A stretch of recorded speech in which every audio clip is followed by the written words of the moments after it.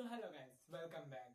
अब से करेंगे रिवीजन 1 का, जो मैं प्रोपोर्शन सिखा रहा था ना, उसका शुरुआत। ठीक है, तो प्रीवियस क्वेश्चन में मैंने सिखाया था एग्जांपल वाला क्वेश्चन। फर्स्ट क्वेश्चन हम लोग का एनसीईआरटी बुक का क्वेश्चन। ठीक है, एग्जांपल। अब ये है R1 फर्स्ट क्वेश्चन। प्रोपोर्शन पहले समझते हैं। ठीक है, प्रोपोर्शन टू टाइप्स के होते हैं, इनडायरेक्टली प्रोपोर्शन और डायरेक्टली प्रोपोर्शन। अब प्रोपोर्शन मतलब क्या बोला गया है? तुलना करना। ठीक है, अगर दो चीज बराबर है तो वो प्रोपोर्शन में है। ठीक है, प्रोपोर्शन में है मतलब रेशियो में कोई नंबर होगा, अगर उनका रेशियो बराबर है तो उन लोग प्रोपोर्शन है। तो इसमें क्या बोला गया है? फर्स्ट क्वेश्चन इधर देखते हैं। ठीक है, स्लोली स्लोली आप लोग समझेंगे। तो क्या बोला गया है? विच out of following is in proportion. तो कौन सा नंबर, मतलब कौन सा फॉलोइंग इसमें है जो प्रोपोर्शन में है? तो हम लोग को पहले निकालना पड़ेगा इसका स्टैंडर्ड वैल्यू। स्टैंडर्ड वैल्यू मतलब ऐसे। ठीक है, स्टैंडर्ड वैल्यू मतलब 12/6। इसका स्टैंडर्ड वैल्यू क्या हो जाएगा? 6 1 6 6 2 12 2 हो जाएगा ना इसका स्टैंडर्ड वैल्यू ये।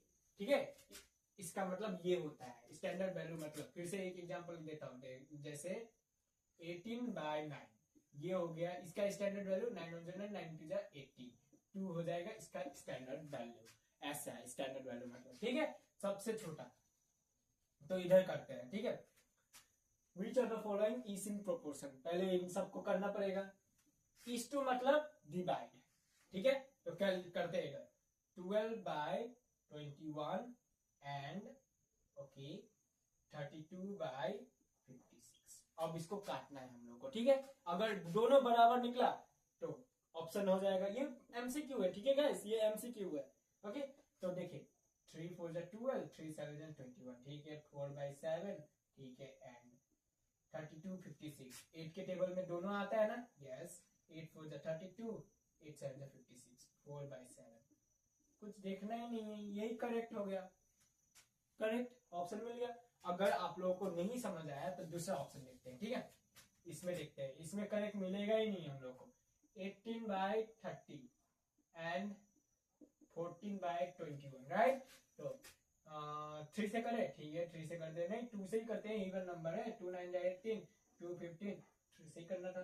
3 3 9 3 5 15। ठीक है, 3/5 मिला। 2 7 14 7 2 14 कुछ भी लिख देते हैं। 21 नहीं आएगा 2 में, तो इधर 2 7 7 2 14 7 3 21। कितना मिला हम लोग को? 3/5 एंड 2/3। ये क्या इक्वल है? नहीं है इक्वल, ये गलत हो गया। मतलब ये ऑप्शन है ही नहीं। अब मिलेगा भी नहीं क्योंकि पहले ही हम लोग को राइट ऑप्शन मिल गया है। अब इधर देखते हैं 22/33 एंड 33/24। ये इस टू मतलब बाई है। ठीक है, तो 11 2 22 11 3 33 11 से जाएगा ही नहीं 33। ठीक है, 11 से जाएगा 3 से जाएगा 3 1 3 3 1 3 3 24। ये क्या इक्वल है? 2/3 11/8 इक्वल है? नहीं ना। सो ये भी रॉन्ग ऑप्शन हो गया। अब लास्ट ऑप्शन में आते हैं 24/28। ठीक है, 24/28 लिख दिए सर। फिर उसके बाद 20/25। ठीक है, लिख दिए। अब इसको कैंसिल आउट करते हैं। 4 के टेबल में आएगा। 4 6 24 4 7 28 5 4 20 5 5 25। क्या 6/7 4/5 इक्वल होता है? नहीं होता है।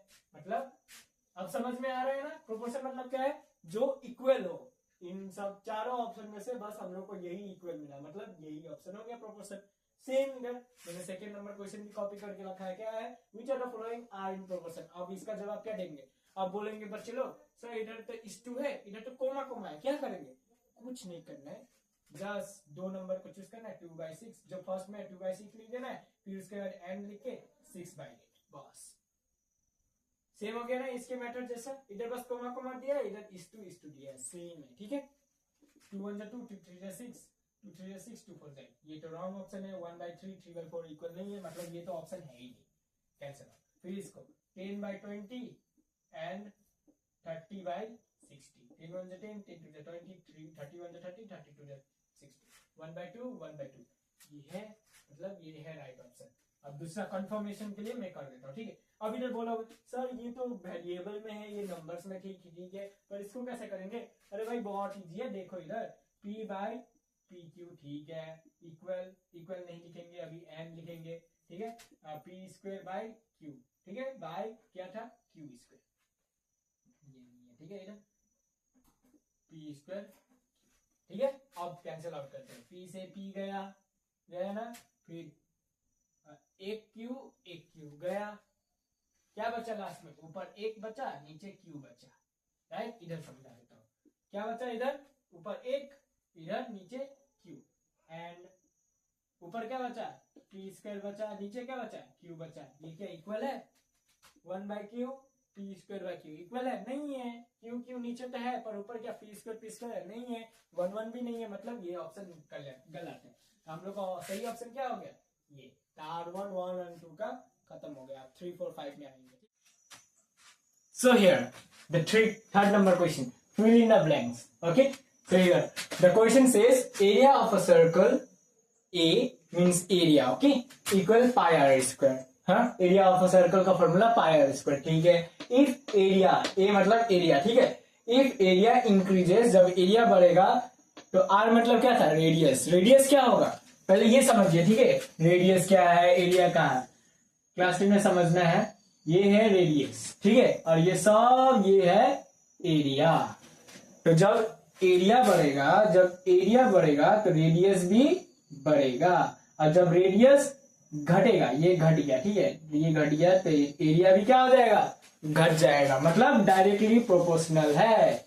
तो इधर क्या हो जाएगा, if area increases then R increases. जब एरिया बढ़ेगा तो रेडियस भी बढ़ेगा। इफ रेडियस डिक्रीजेस, जब रेडियस घटेगा तो क्या हो जाएगा, एरिया घटेगा, डिक्रीजेस, बस DECRESES, डिक्रीजेस, बस खत्म, आंसर खत्म। अब ये वाला क्वेश्चन देखते हैं। ये चार्ट दिया गया है टाइम एंड डिस्टेंस का, ठीक है। 1 मिनट में 4 किलोमीटर, 2 मिनट में 8 किलोमीटर, 3 मिनट में 12 किलोमीटर, 4 मिनट में 16 किलोमीटर, ठीक है। ये आपको नहीं लग रहा है, जितना टाइम बढ़ रहा है उतना किलोमीटर बढ़ रहा है, तो क्या हो जाएगा, डायरेक्टली है ना। हाँ, तो इधर देखते हैं। और एक हिंट भी है, ये 4 का टेबल है। कैसे, 4 1 जा 4, 4 2 जा 8, 4 3 जा 12, 4 4 जा 16, 4 5 जा 20, 4 6 जा 24 होगा इधर, 4 7 जा 28, 4 8 जा 32, 4 9 जा 36। हमको वैसे नहीं समझना है, क्वेश्चन एग्जाम में कुछ भी आ सकता है, इसलिए 4 का टेबल ये सब याद मत कीजिए। बस ये देखना है कि डायरेक्टली है कि इनडायरेक्टली है। 1 था 2 था, ये बढ़ रहा है, 4 था 8 था, ये भी बढ़ रहा है, मतलब डायरेक्टली है। ये बढ़ रहा है तो ये भी बढ़ रहा है, डायरेक्टली है। तो टी एंड डी वेराइज, ये टी और डी किस रिलेशनशिप में, डायरेक्टली है कि इनडायरेक्टली है।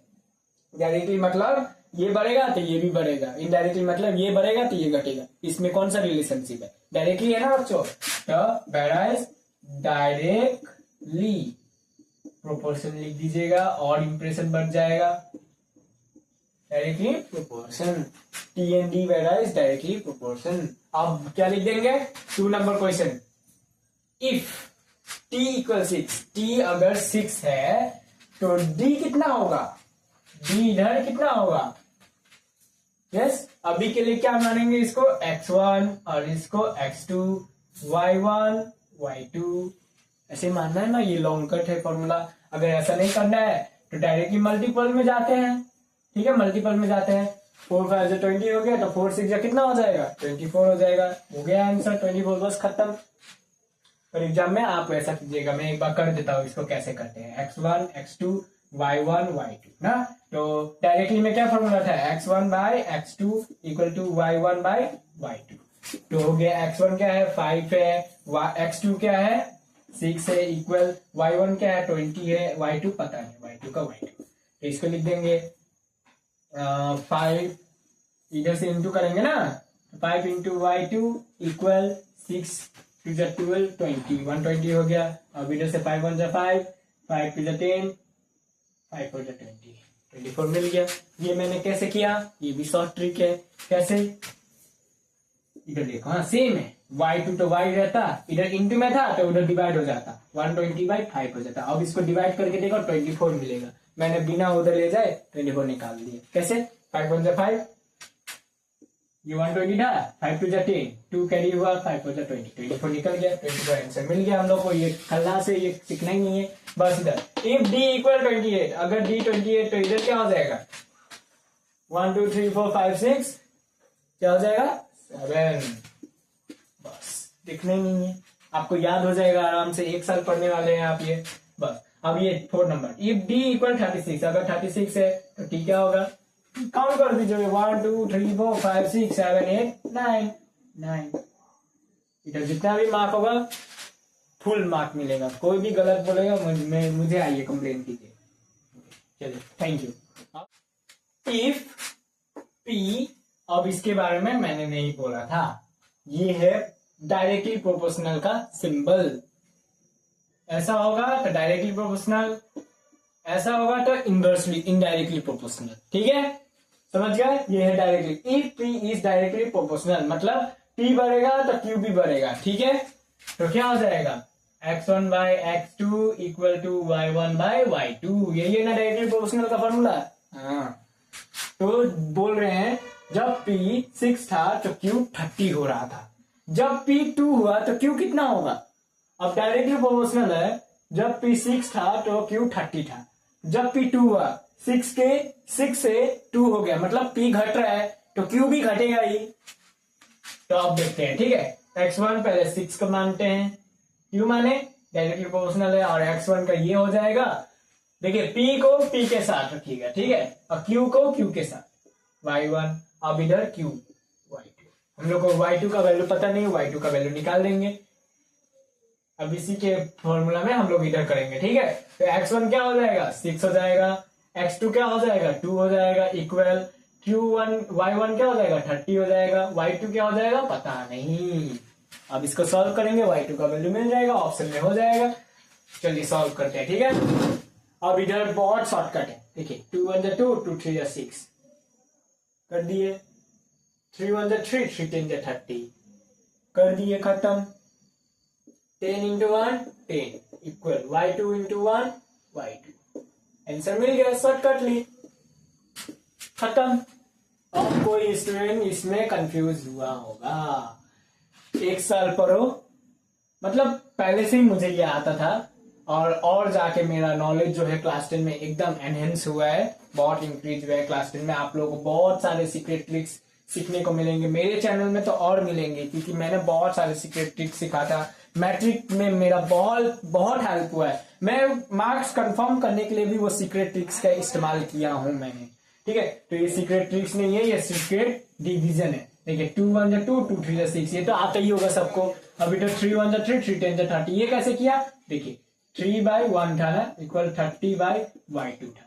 अब देखिए 3 मल्टीप्लाई ऊपर है, ये 1 डिवाइड में, तो इसको इधर करेंगे ना, 3y2 इक्वल 130, ऐसे हो जाता ना। फिर से इधर जाके तो डिवाइड ही होता है, ये y2 इक्वल 30 by 3 हो जाता, 3 1 3 3 10 30, देखो 10 ही मिल रहा है, इसीलिए मैंने पहले ही काट दिया, 3 1 3 3 10 30 ऐसे।